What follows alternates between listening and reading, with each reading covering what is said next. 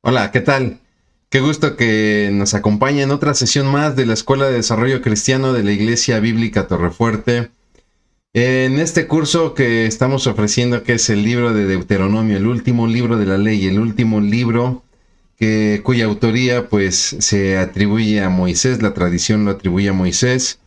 Un libro donde se rescata este estudio de la ley a esta nueva generación, a esta segunda generación después de la salida de Egipto, donde los padres, la primera generación, pues no le ha creído al Señor, ha pecado. Bueno, hemos repetido mucho esta historia, ¿no? Donde los padres han pecado, no le han creído al Señor, no creyeron su promesa. Y entonces viene la consecuencia y con ello pues la muerte de esa generación a causa de su incredulidad. Y es así que entonces Dios entregará la tierra prometida a esta segunda generación o a esta nueva generación. Y de ahí el nombre de Deuteros Nomos, ¿no? La segunda ley. Como lo hemos venido diciendo, no estamos hablando de que hubo una reforma a la ley o que se hizo una nueva ley, no. Es simplemente la segunda lectura de la misma ley. Y no es que sea la segunda lectura como tal, porque la ley fue leída muchas veces, sino lo significativo que es a esta nueva generación, ¿no? Es como la idea, rescatar la idea de un volver a comenzar, si me lo permiten, ¿no? Es así entonces que gracias a Dios llegamos a lo que es ahora nuestra novena sesión. Damos muchas gracias a Dios por esta octava sesión, perdón, estamos en nuestra octava sesión del curso del libro de Deuteronomio. Y si me lo permite, pues haré una breve oración para que arranquemos con esta nuestra octava sesión. Vamos a orar. Bendito Dios, cuántas gracias te damos por la bendición, como siempre, Padre, de abrir tu palabra, de correr a tu palabra, Señor, escudriñarla, deleitarnos en ella. No solamente, Padre, por el volver a revivir todas estas historias, Padre, todos estos encuentros, mi Dios, sino porque, Padre, también significa un encuentro de nosotros para contigo, porque tú nos hablas a través de ella y tú ministras nuestros corazones, Padre. Señor, nos declaramos, como siempre, Padre, insuficientes, nos declaramos pecadores, Padre, Señor, porque sí, Señor, lo somos, pero en ti, Padre, como siempre hemos hallado, Señor, el perdón, el oportuno socorro, y sabemos que tú nos guías y nuestras respuestas, y tú trabajas en nuestros corazones para hacernos mejores hijos tuyos, mejores cristianos. Mi Dios, y en eso confiamos y en eso caminamos en la sesión de hoy. Y por eso pedimos tu guía en el nombre precioso de Cristo Jesús. Amén. Muy bien, pues vamos a entrar de lleno entonces. Como le decía yo, estamos en esta segunda sesión de nuestro estudio del libro de Deuteronomio, basándonos en este comentario que tengo por aquí, al este de la frontera, de Roberto Lloyd, ¿no? Que pues estamos llegando a lo que sería su octavo capítulo, ¿no? De este gran autor, quien trabajara para Centroamérica, para México, ¿no? Sobre todo lo tuvimos aquí en Puebla, en la ciudad de Puebla, que es desde donde transmitimos estos cursos, quien fuera profesor del Seminario Bíblico de Puebla durante muchos años. Y por lo que nos comentan los pastores que estudiaron con él, que lo conocieron, un gran maestro, ¿no? Y bueno, no lo dudamos porque la verdad es que este comentario pues es maravilloso, ¿no? Llegamos al octavo capítulo que, bueno, pues Roberto Lloyd le llama Sed justos. Recuerde que hemos entrado en una etapa. Comenzamos viendo la ley en Deuteronomio, digamos, de una manera general, vimos generalidades de la ley. Y entonces entramos en una etapa donde ahora estamos estudiando de manera específica la ley, ¿no? Lo hemos venido haciendo prácticamente desde la sexta sesión, el capítulo 6 de este comentario, donde hemos visto instrucciones específicas en el terreno de la adoración, cómo adorar, dónde adorar, ¿no? Hemos visto también instrucciones específicas, la sesión anterior, Vimos instrucciones específicas acerca del liderazgo, cómo debía ser el liderazgo. Vimos o desglosamos lo que nos presenta Deuteronomio en cuanto al organigrama, si lo podemos ver así, en cuanto a lo que sería la institución del poder judicial, los jueces, los oficiales, ¿no? Los estatutos para un rey, que sabemos que en los tiempos de Moisés no fue un reinado, pero Dios sabía que el pueblo tarde o temprano iba a pedir un rey, y es así que Dios anticipa esta situación y entonces establece los estatutos que debía de cumplir un rey. Y también, bueno, pues el caso de los sacerdotes, ¿no? Que ya desde el Levítico pues se había establecido cómo iba a ser la elección y el desempeño de los sacerdotes, pero en este caso, en la porción que vimos en la sesión anterior de Deuteronomio, estamos hablando del trabajo sacerdotal relacionado también con la administración de la justicia, no tanto con la administración de los sacrificios, es decir, no tanto con el trabajo propiamente sacerdotal, sino con el trabajo que sacerdotes y jueces harán juntos para administrar la justicia, para llevar a cabo los juicios. Y terminábamos hablando acerca de los profetas como este cuerpo, ¿no? Me atrevo a decirlo así, un cuerpo colegiado, porque sí veremos que llegará un momento en que habrá inclusive hasta una escuela de profetas, donde serán estas personas que si bien no van a, si nosotros vemos su desempeño, ellos no van a buscar el administrar justicia al pueblo. Más bien estos serán los rectores de quienes administren justicia, serán como la conciencia de los jueces, serán la conciencia de los reyes, serán la conciencia de los sacerdotes. Y por eso es que en el transcurrir de las escrituras es muy común que veamos a profetas que se presentan delante de reyes, por ejemplo, delante de sacerdotes, para llamarles la atención por ciertas situaciones en las que empezaban a caminar mal, ¿no? Entonces los profetas juegan un papel muy importante en la vida del pueblo de Israel. ¿Por qué? Porque ellos son los encargados le decía yo en la sesión pasada, son como esta corporación que conocemos, ¿no? Llamada Asuntos Internos, ¿no? La policía de la policía, ¿no? La policía que se encarga de mantener en orden a la policía, ¿no? Por poner un ejemplo, ¿no? Y llegamos entonces a esta sesión, la octava sesión, donde vamos a ver, pues, indicaciones específicas con respecto a la justicia, no tanto como la administración de la justicia, ¿no? Sino más bien estamos hablando de situaciones específicas relacionadas, por ejemplo, en el trato comercial, y también lo veremos en el trato familiar, ¿no? Vamos a ver si también la administración de la justicia, pero ya no tanto desde las autoridades para con el pueblo, sino los tratos de justicia entre el mismo pueblo, ¿no? Es así entonces que, bueno, pues entramos de lleno en materia, donde prácticamente vamos a abarcar un gran cuerpo del libro de Deuteronomio, ¿no? Es decir, estaremos prácticamente trabajando lo que serían los capítulos 19 al 26 del libro de Deuteronomio, tomando en cuenta que, bueno, pues el libro prácticamente en su totalidad cuenta con 34 capítulos, es decir, ya hemos rebasado la mitad del libro, estamos entrando en la segunda parte del libro, y bueno, pues vamos prácticamente hasta el capítulo 26, es decir, estamos hablando de casi un 70% del libro, ¿no? Y estamos entrando de los capítulos 19 al 26, estamos entrando, me atrevo a decirlo así, la sección más detallada, ¿no? Y esta es la que muchos especialistas, muchos comentaristas describen como el código deuteronómico o código de Deuteronomio, algunos le llaman también la ley deuteronómica. A muchos no les gusta llamarle ley deuteronómica porque sienten que están haciendo a un lado la ley como tal, ¿no? La ley entregada en el Sinaí, la ley desarrollada en el libro del Levítico, y pareciera que da la idea de que es como una nueva ley, pero repetimos, no se trata de una nueva ley, es la misma ley, ¿no?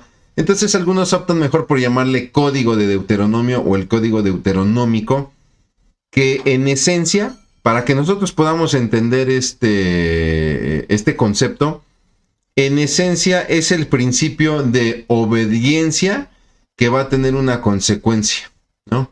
Yo obedezco la ley, tendré una consecuencia. Yo desobedezco la ley, tendré una consecuencia. No cambia mucho con respecto a nuestro andar cristiano hoy en día, aparentemente. ¿Por qué?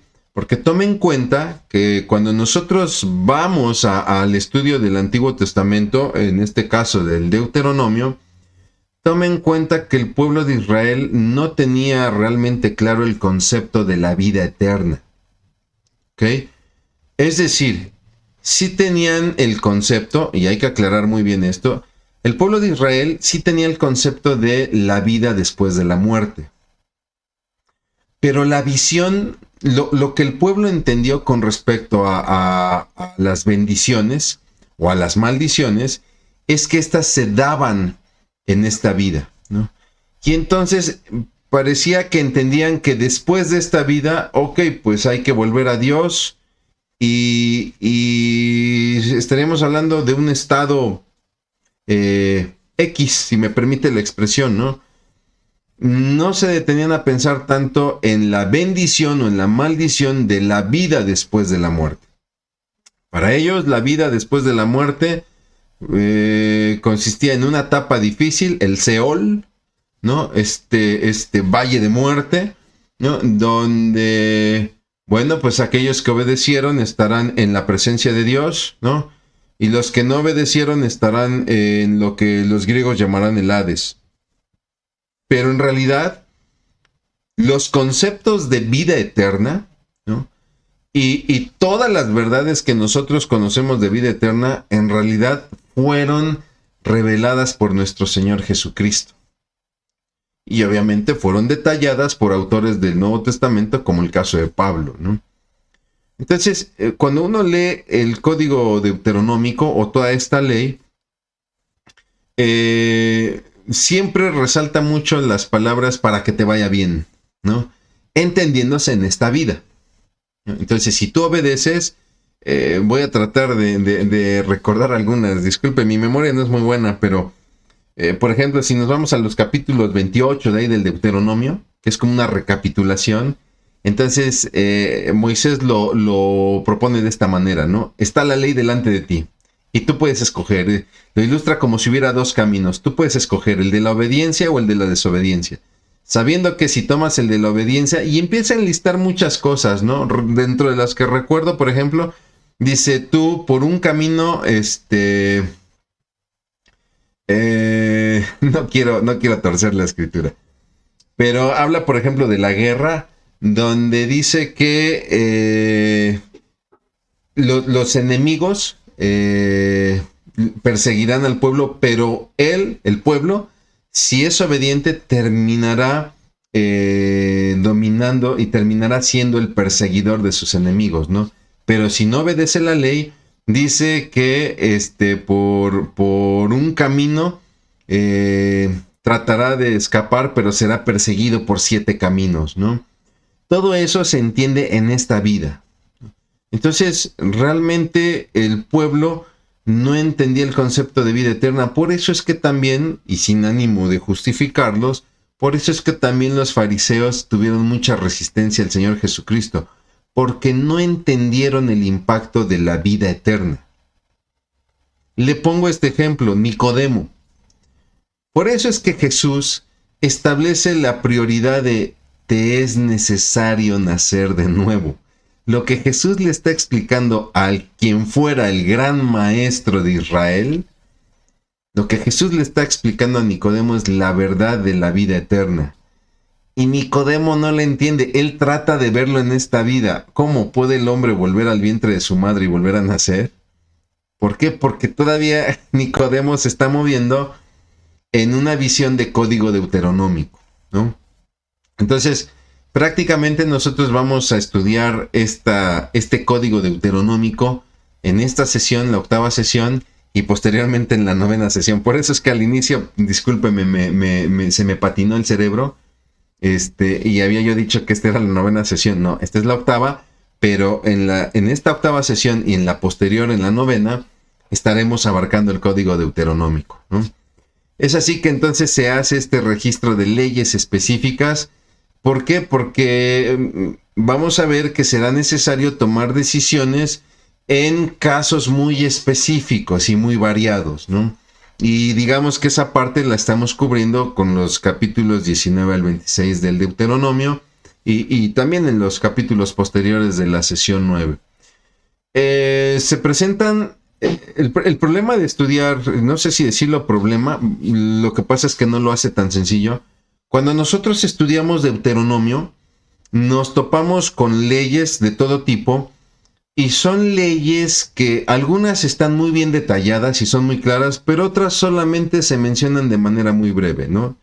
Entonces ahí sí se vuelve un poquito complicado porque de repente hay leyes que se mencionan de manera muy breve y a nosotros nos quedan muchas preguntas, ¿no? Y lamentablemente pues no tenemos el detalle de esa ley y a veces pues tenemos que caer en esta situación de la especulación, comenzamos a especular, ¿no? Esto por un lado. Por otro lado hay otra dificultad también. Estudiar Deuteronomio es muy parecido como cuando estudiamos el libro de Proverbios.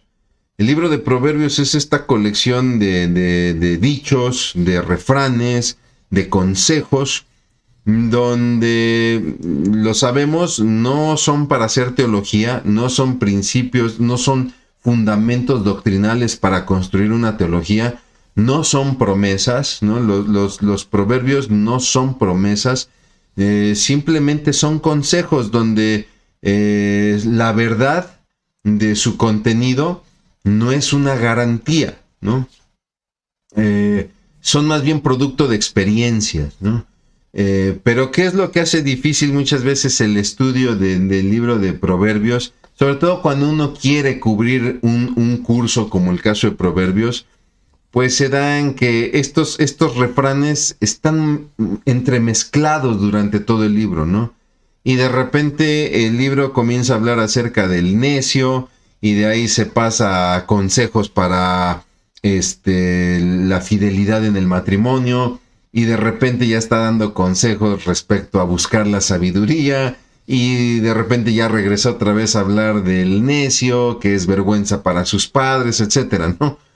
Y entonces lo que muchos comentaristas hacen cuando hacen un estudio de este libro, por ejemplo de Proverbios, es que no siguen el orden de los capítulos como tal, sino que, digámoslo así, separan todos los proverbios y los agrupan por tema, ¿no? Hacen un estudio temático, no tanto cronológico.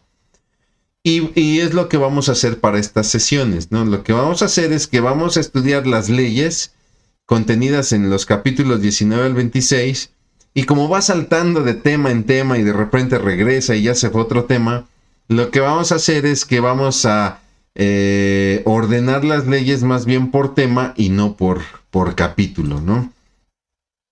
Es por eso que, por ejemplo, aquí abajo ya no va usted a ver las referencias bíblicas como acostumbramos en otras sesiones o en otros cursos. ¿Por qué? Porque aquí vamos a estar, como decimos vulgarmente, del tingo al tango, ¿no? Vamos a estar abarcando distintas secciones del libro de Deuteronomio. Bueno, vamos a hablar, por ejemplo, de las leyes en cuanto a la justicia, en cuanto a la administración de la justicia, ¿no? No tanto como lo habíamos visto en la sesión anterior, refiriéndonos al liderazgo, ¿no? Sino aquí ya es la administración de la justicia en general para con el pueblo. ¿Por qué? Porque Dios Dios es justo. Y Dios no es justo porque Él tiene justicia, ¿no? De repente podemos tener la idea de que Dios conoce la justicia o tiene justicia y por eso es que Él es justo. No, mi hermano, no, mi hermana. Dios es justo porque Él es la justicia. Él es la máxima expresión de justicia. Por lo tanto, Él puede ser justo, Él puede dar una determinación justa porque Él es la justicia misma. Y de esta manera Él quería, o Dios quiere ver su justicia manifestada a través del hombre. Y el hombre es, digámoslo así, un mayordomo de la justicia de Dios, ¿no? Entonces, lo que vamos a ver aquí son indicaciones sobre leyes en las cuales Dios trata de que el hombre sea mayordomo de la justicia que a él le pertenece. Y es así que, por ejemplo, nuevamente Moisés, como lo vimos en la sesión anterior, va a remarcar la necesidad ante un juicio, ante un caso en los tribunales, de el uso de varios testigos, ¿no? Esto para evitar lo que la Biblia llama el testigo falso. Que si nosotros vamos a la traducción, bueno, la Reina Valera ocupó el término testigo falso, pero si nosotros vemos el original hebreo, más bien se refiere al testigo malicioso, que es el que le pongo aquí entre paréntesis, ¿no? Es decir, un testigo malintencionado, ¿no? Porque usted y yo quizá podemos ser testigos falsos, sin embargo, no por eso somos malintencionados, ¿no? Quizá nosotros podemos llegar a un lugar a presenciar algo que se ha suscitado, pero quizá llegamos tarde y no tenemos todo el contexto. Y entonces, si una persona se acerca y nos pregunta, ¿qué sucedió aquí? Nosotros podemos dar un testimonio falso, aunque no con malicia, ¿no? Por ahí circularon muchos comerciales, no recuerdo quién hacía los comerciales, donde de repente está un muchacho con el gato, ¿no? Que el gato tira la mermelada y entonces el muchacho creo que se estaba haciendo un emparedado. Y entonces toma al gato, está todo lleno de mermelada de fresa que parece sangre. Y en eso llega la familia, entra la esposa, entran los hijos y ven al hombre con el gato lleno de mermelada y el cuchillo.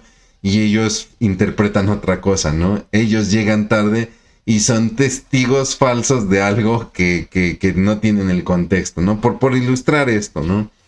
Pero cuando Deuteronomio habla del testigo falso, está hablando de aquel que obra con dolo, que obra con malicia, ¿no? Es por esto que en los juicios debían de compadecer estos testigos, al menos dos, debían de compadecer ante los sacerdotes y los jueces para dar su versión, ¿no? Dar su confesión o su testimonio. Y si la acusación era falsa, si se demostraba que la acusación era falsa, entonces estos testigos debían recibir el castigo que hubiera sido imputado al acusado, ¿no? Y bueno, pues esto se hacía como para, le repito, evitar el testimonio falso, ¿no? Y evitar la corrupción. De ahí que entendemos que esta ley es un referente al 9º mandamiento que establecía: no dirás falso testimonio contra tu prójimo, contra tu hermano, ¿no?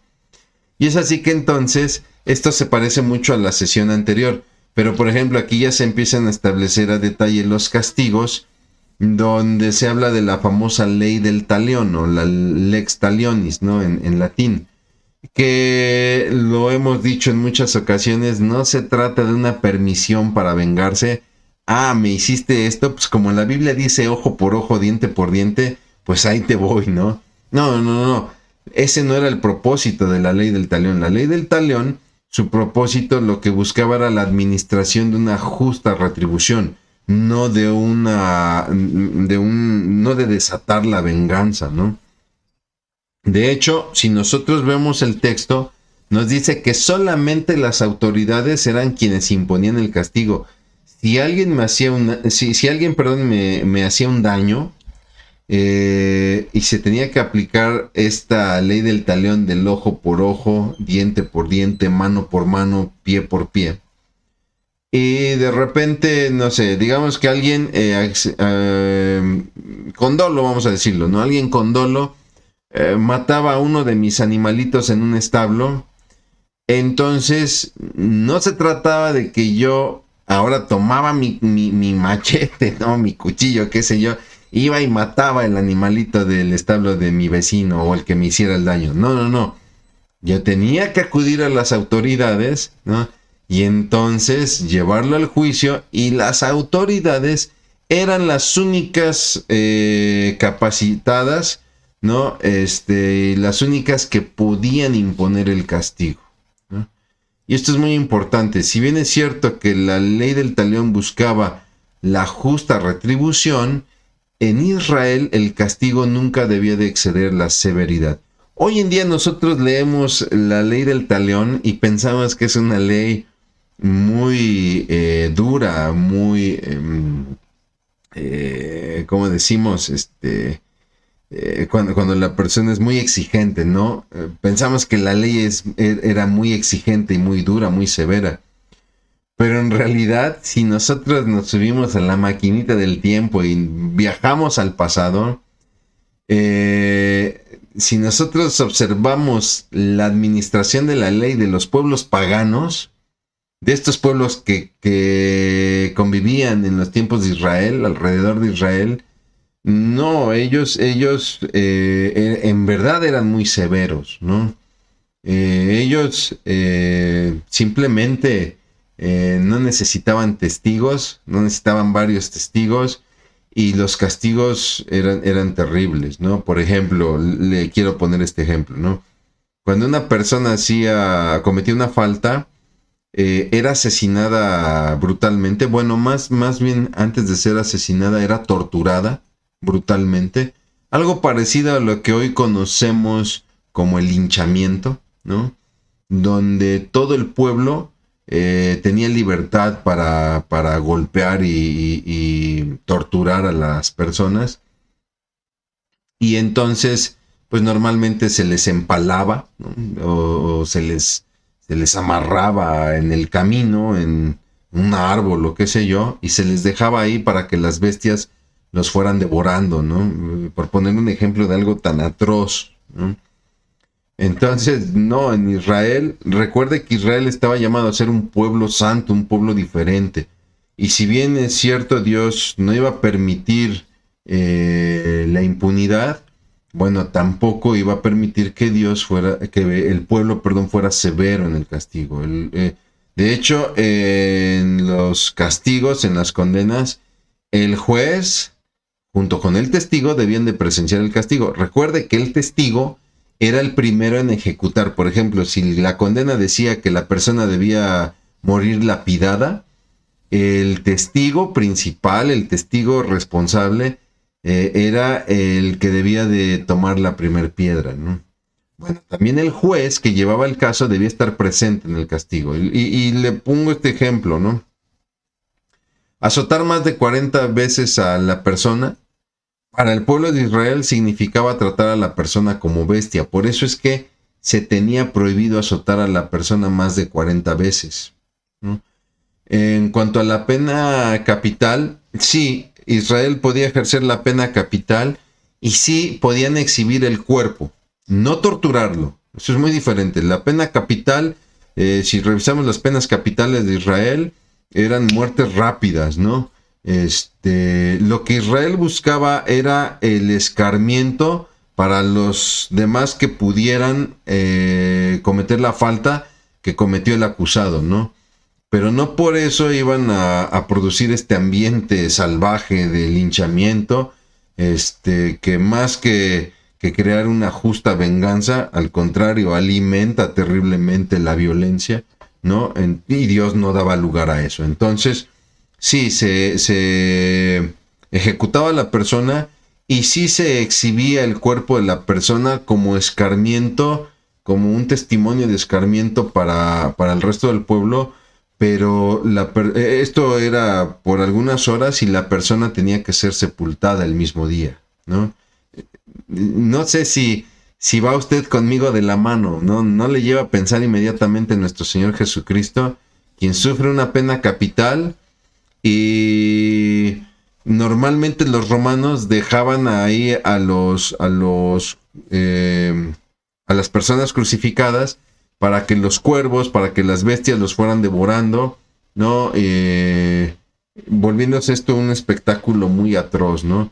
Muchos de ellos, inclusive todavía vivos, eran bañados en brea. Disculpe usted por ser tan específico, ¿no? Eran untados con brea y entonces se les prendía fuego para que sirvieran como alumbrado público. Imagínate el corazón, eso sí era una severidad y nos permite ver el corazón malvado, el corazón perverso que tenemos como hombres, ¿no? Entonces, no, Dios no iba a permitir eso. Sí establecía la pena capital. ¿Por qué? Porque Dios era una manera en la que Dios mostraba el valor de la vida, ¿no? Has quitado la vida, pagarás con tu vida, ¿no? Pero no por eso se iba a permitir un espectáculo para deleitar el hambre de violencia. Es así que también se habla acerca de las leyes en cuanto a los homicidios, donde el propósito pues es preservar la vida, la dignidad de la vida, y esto pues nos refiere al sexto mandamiento que dice no matarás, ¿no? Si había un asesinato, si había un homicidio y no se sabía quién era el asesino, entonces el pueblo más cercano debía de asumir la culpa y tenía que presentar el sacrificio, en este caso en una becerra, ¿no? Y esto promovía que si alguien sabía quién era el culpable, pues lo denunciara, ¿no?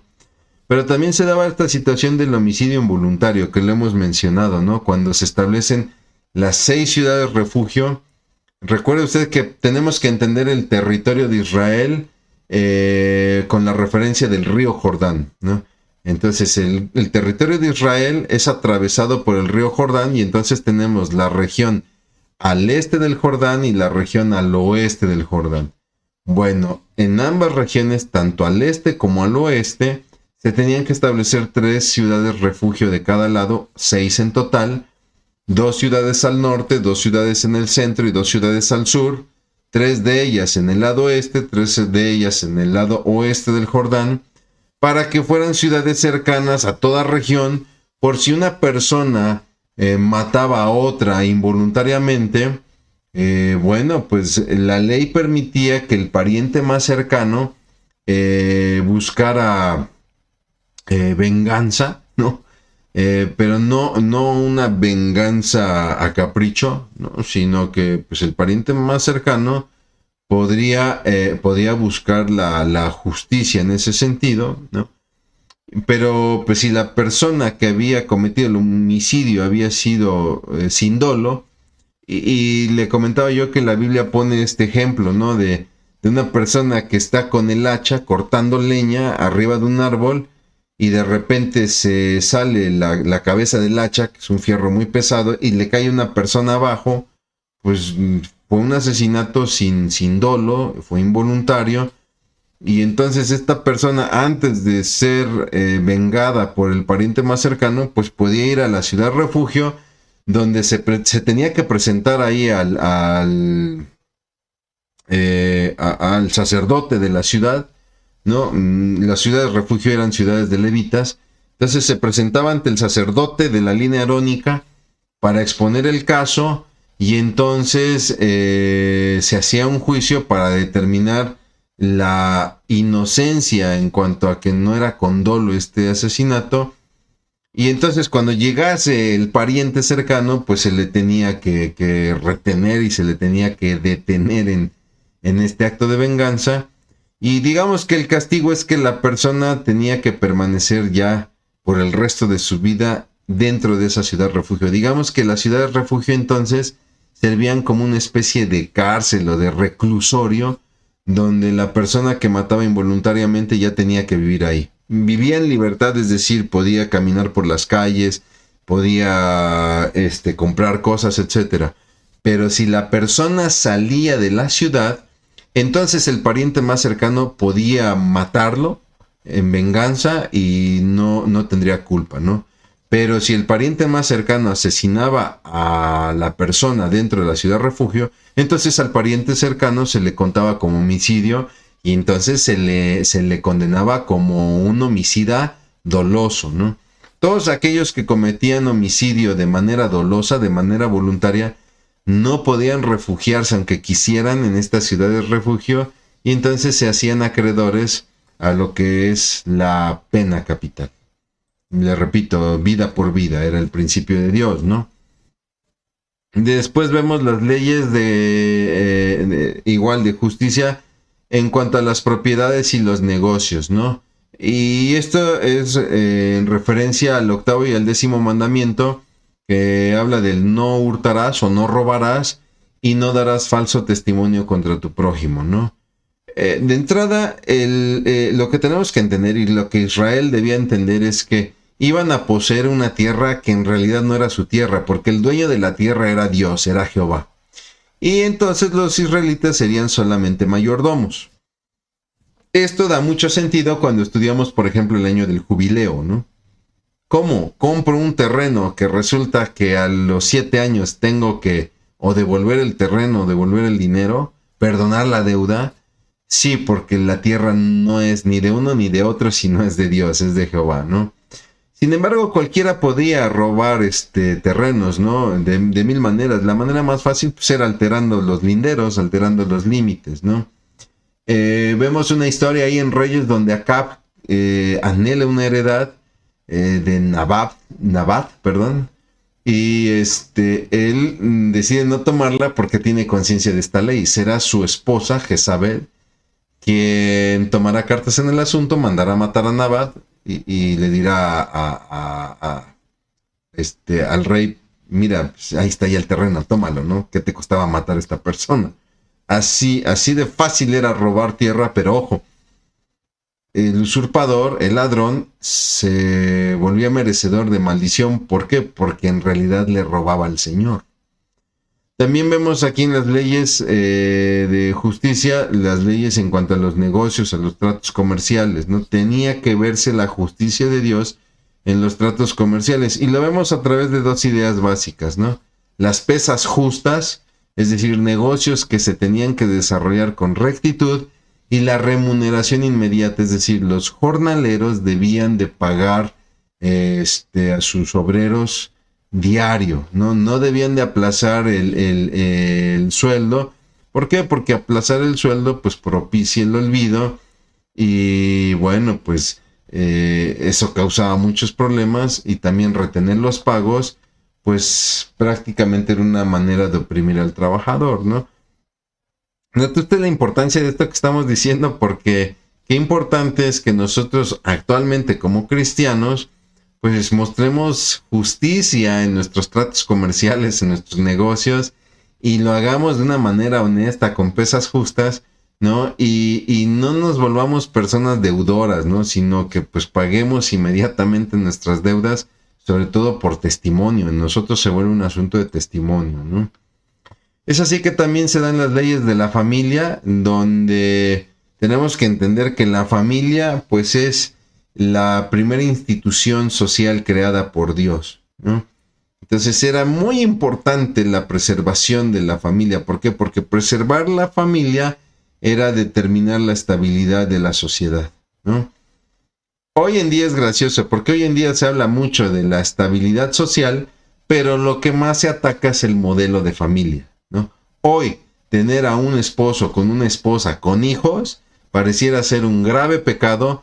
¿Por qué? Porque lo de hoy, lo moderno, es tener un esposo, con hijos adoptados, ¿no? Y pareciera que hoy es más normal tener padres separados. Pareciera que el divorcio es la meta a alcanzar, ¿no? Y pareciera que es anticuado tener un modelo familiar que ahora llaman tradicional, de una manera despectiva, ¿no? Pero en realidad lo único que se ha generado es una sociedad herida, una sociedad sangrante, una sociedad disfuncional. ¿Por qué?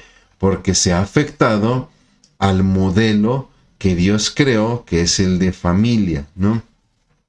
Es así entonces que tenemos que entender que la ley que está presentando aquí Deuteronomio trata de regular la vida familiar y la vida matrimonial, ¿no? ¿Por qué? Porque el matrimonio, pues obviamente es la relación fundamental de la familia, ¿no? Por eso es que para Dios el matrimonio era indisoluble, ¿no? Y esto está muy en razón al séptimo mandamiento, que dice no cometerás adulterio, ¿no? Leyes, por ejemplo, en ese sentido era la excepción es decir, exentar sobre todo al varón del servicio militar, ¿no? ¿A qué se refiere esto?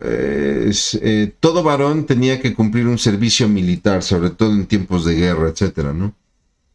Sin embargo, si la persona recién se había casado, entonces quedaba exento por un año de cumplir el servicio militar y tenía que pasar el tiempo con su esposa por ser recién casados. ¿Y cuál era el propósito? Bueno, pues la procreación. Esta persona tenía un año para procrear descendencia. Era importante que tuviera descendencia, ¿no? Porque si esta persona al ingresar al servicio militar moría en una batalla, pues al menos que tuviera descendencia, ¿no? Es así que vemos que pues el matrimonio era mucho más importante que el servicio militar. Hoy en día, discúlpeme, pero el matrimonio no es importante ni siquiera por encima del trabajo, ¿no? Hoy, en muchas áreas, en muchos trabajos, el peor error que puedes cometer es casarte. Tú entras soltero en un trabajo y la compañía te ama, te adora, ¿no? Pero cásate y entonces te vuelves una carga para la compañía. ¿Por qué? Porque pues ahora tienes que atender a tu familia y las compañías cada vez en ese sentido se vuelven más celosas, ¿no? Y ya no digamos de tener hijos, ¿no? Pareciera que se vuelve una maldición tener hijos en el ámbito laboral. Sin embargo, creo que tenemos que rescatar esta esencia de la ley donde el matrimonio y el núcleo familiar es más importante que la vida productiva o la vida laboral, ¿no? Y qué decir de la vida militar. También aquí se presentan las leyes del divorcio, ¿no? Del divorcio y el buscar un nuevo matrimonio. Y entonces se establece esta ley del divorcio donde la persona que tuviese la intención de divorciarse debía de presentarse ante la autoridad y presentar una carta de separación, ¿no? Y entonces, si se le aceptaba la carta de separación o carta de divorcio, podía entonces tener un segundo matrimonio, ¿no? Esta es la ley que refiere el Señor Jesucristo cuando ministra acerca del matrimonio, del divorcio, ahí en el Sermón del Monte, ¿no? Y es la referencia que hace el Señor Jesucristo. Bueno, es cierto, Moisés habló acerca de la ley del divorcio por causa de su maldad, pero vámonos más atrás. Y Dios, como le puse aquí arribita, para Dios el matrimonio es indisoluble. Lo que Dios ha unido no lo separa el hombre, ¿no? Pero ¿cuál era el propósito de la ley del divorcio en el corazón de Moisés? Bueno, si nosotros leemos la ley del divorcio, esta busca hacer conciencia en la persona que ya de entrada es algo negativo. Es algo malo que tú quieras separarte de tu esposa, ¿no? Y nos pasa hoy en día que mucha gente se quiere separar de su pareja y piensa que su argumento es válido, ¿no? Pero pues siempre tenemos que llevar a la persona a la conciencia. Perdóname, amigo, tú la escogiste. Que no la hayas conocido bien, que no te hayas tomado la molestia de conocerla bien o de conocerlo bien, pues en realidad es tu problema, ¿no? Entonces, pues ya el divorcio en sí es algo malo. Digo, tampoco se trata de señalar y de dar un trato diferente a las personas que se divorcian, ¿no? Pero no podemos hacernos víctimas, victimizarnos cuando procedemos por un divorcio como si hubiéramos sido sorprendidos o engañados, sino más bien eso reflejaría una falta de trabajo prematrimonial, ¿no? También el otro propósito pues era dificultar un poco el proceso. Si usted ve, el proceso es un tanto complicado. ¿Por qué? Porque de esta manera, al tener que buscar a las autoridades y tener que hacer la carta de separación, etcétera, era una manera como de hacer reflexionar a la persona para pensar en el divorcio, si sería la opción, ¿no? Y bueno, pues si se llegaba a dar a cabo el tercer propósito, pues ahora era entonces proteger este segundo matrimonio. Yo sé que aquí puede haber muchos recovecos y puede haber muchas cuestiones, ¿no? Ay, hermano, es que sí, hay matrimonios donde de repente la esposa es terrible o el esposo es golpeador o qué sé yo, y sí, lo más sano es separarse, y estoy completamente de acuerdo, ¿no? Pero se presenta también la otra cara de la moneda, que era lo que sucedía en los tiempos de Jesús, donde muchos, pues simplemente porque ya no me gustó, pues aquí está tu carta de divorcio. Y súmele a eso la corrupción de los herodianos, de los fariseos, de los saduceos, pues esta ley que tenía una buena intención en su origen, pues se volvió algo pues simplemente terrible. Tan solo hay que ver lo que sucedió con Herodes y con Herodías, ¿no? Que nos da un ejemplo. Dentro de las leyes también se habla acerca, en cuanto a asuntos sexuales, de dos conceptos clave, que es pureza y fidelidad, ¿no? Que siguen vigentes. Hoy en día en nuestros matrimonios es muy importante nuestra pureza y nuestra fidelidad, sobre todo en la práctica sexual en nuestro matrimonio, ¿no?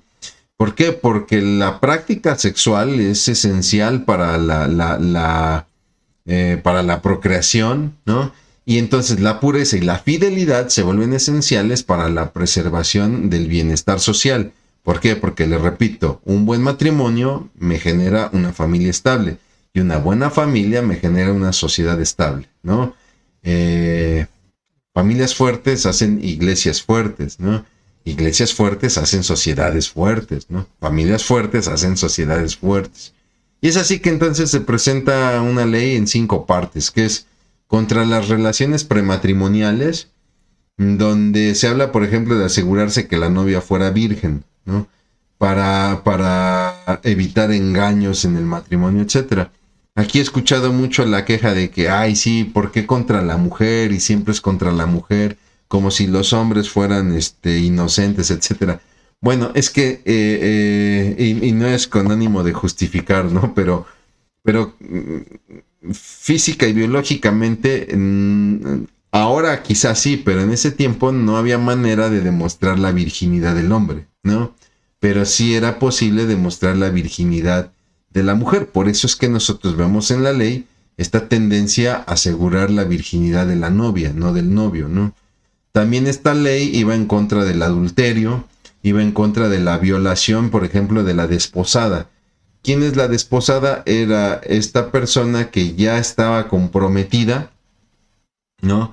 De acuerdo a la costumbre israelita, era esta mujer que ya estaba comprometida con el esposo, ¿no? Pero que por un tiempo todavía estaba en casa de los padres, para de ahí preparar todo el, si me lo permite, así el ritual, ¿no?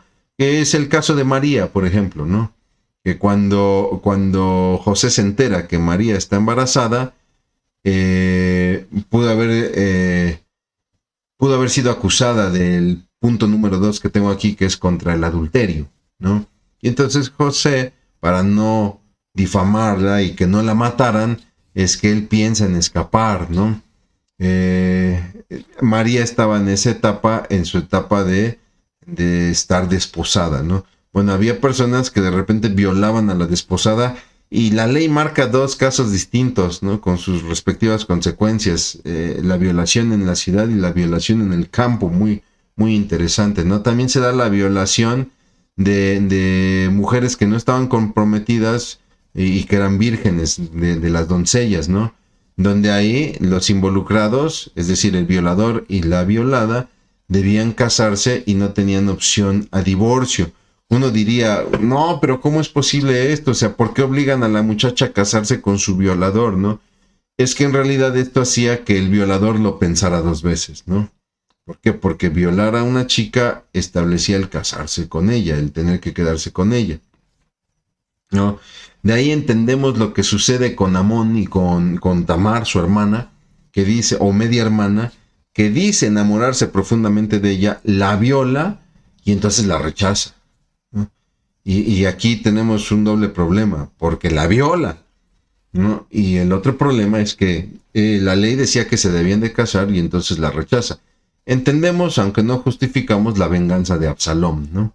Y bueno, viene la ley contra el incesto, que en lo que refiere la palabra es en un caso específico que era cuando el hijo tenía relaciones con la madrastra cuando ésta quedaba viuda, ¿no? Cuando el hijo nacía, mamá moría, el papá se volvía a casar con otra mujer, la madrastra, el papá moría y entonces el hijo tenía relaciones con la que fuera mujer de su padre, pues obviamente esto era un pecado y se cometía un incesto, ¿no? Todas estas leyes yo le invito a que las consulte, son más detalladas en el libro de Levítico. En Levítico se detallan muy bien los casos, ¿no? Habla, por ejemplo, acerca de no descubrir la desnudez que prácticamente es las relaciones sexuales. Por ejemplo, habla acerca de el hijo que no debe de descubrir la desnudez de su madre o de su hermana, etcétera, ¿no? En el libro de Levítico es todavía más detallado esto. Es así entonces que también se da la ley del levirato. Levir significa cuñado, ¿no? Y entonces esta ley consistía en que una mujer que quedaba viuda podía ser tomada por el hermano del esposo, el cuñado, para tener descendientes y poder heredar, ¿no? Obviamente, pues aquí se tenían que dar dos condiciones. Los hermanos debían haber vivido juntos. ¿Por qué? Porque esto hablaba de que la herencia que el padre hubiese dejado después de muerto a estos hermanos era una herencia mancomunada, ¿no? Y número dos, el matrimonio original, el del hermano que después moriría, ¿no? Y su esposa, no debían de tener descendientes varones, ¿no? Entonces, tenemos un matrimonio. No tuvieron descendientes varones. Quizá tuvieron hijas, pero no hijos. Entonces, no había heredero. Entonces, moría el esposo. El hermano del esposo podía tomar por mujer a su cuñada y darle un hijo para que no se perdiera la herencia de su hermano, ¿no? Los propósitos del levirato, pues era, primero que nada, proteger a la viuda para que no quedara desamparada, evitar que la viuda buscara después casarse con un esposo pagano y entonces entrar en un conflicto de la herencia de las propiedades que pasaran a manos de un extranjero, producir un heredero varón, ¿no?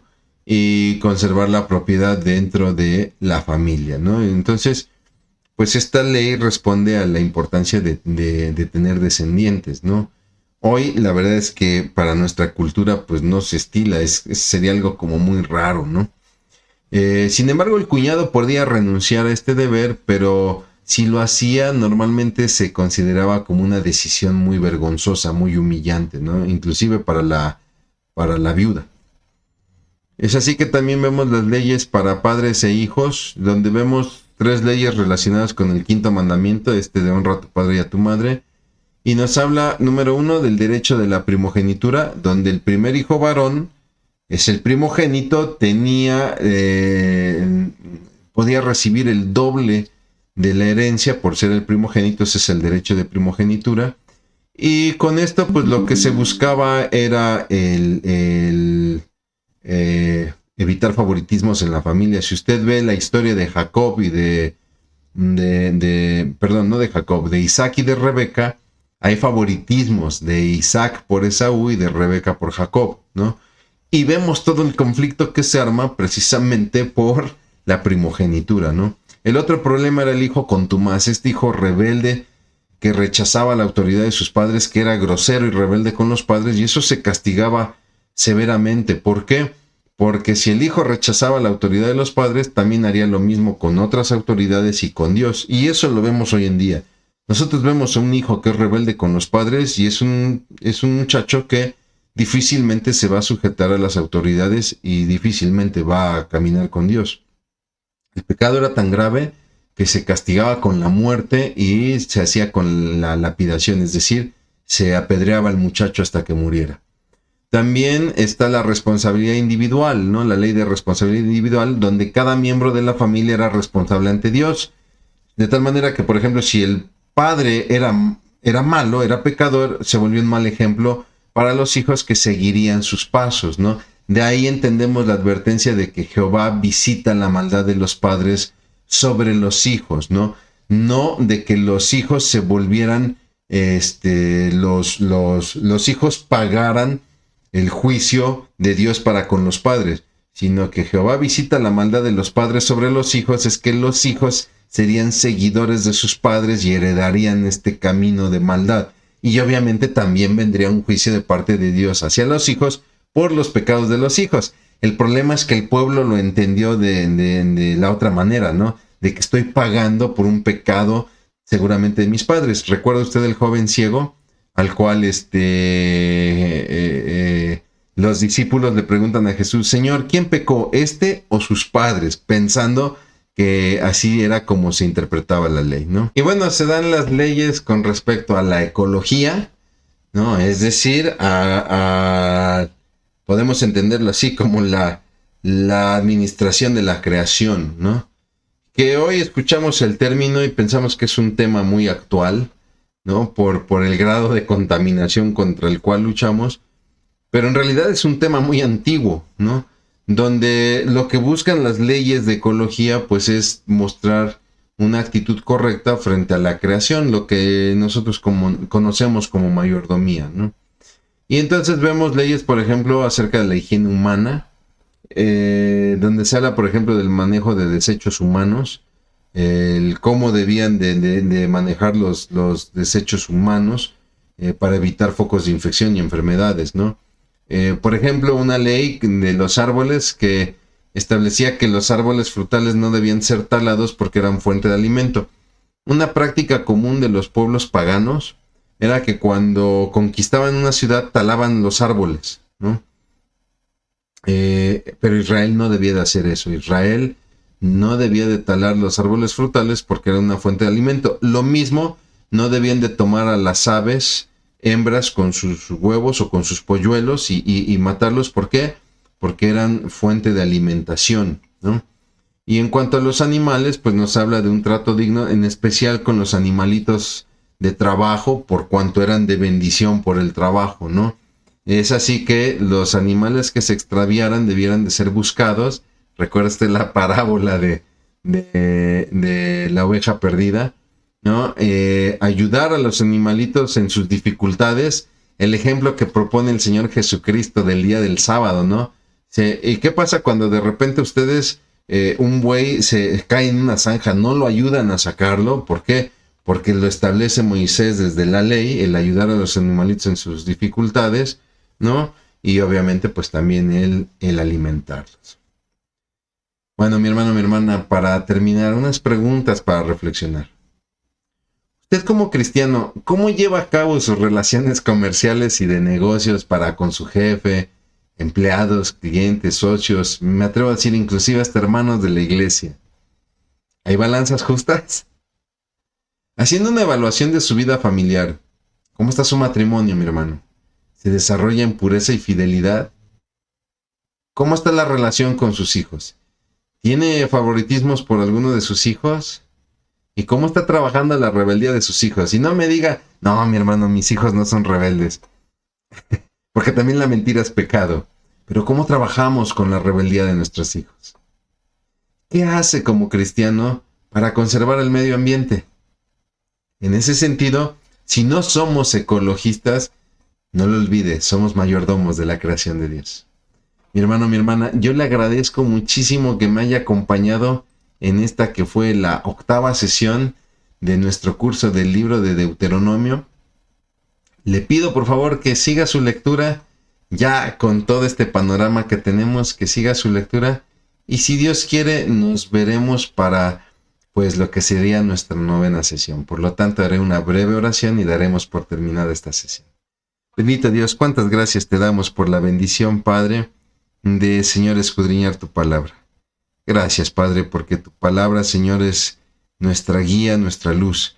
Ayúdanos, Padre, Señor, a administrar justicia, a ser buenos administradores de justicia, a ser buenos administradores en nuestra familia, con nuestros matrimonios, con nuestros hijos. Y mi Dios, ayúdanos, Padre, también, Señor, inclusive al cuidado de tu creación.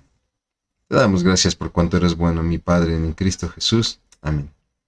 Muchas gracias, mi hermano, que Dios le bendiga y no lo olvide, por favor, lea la Biblia y entréguese a Cristo.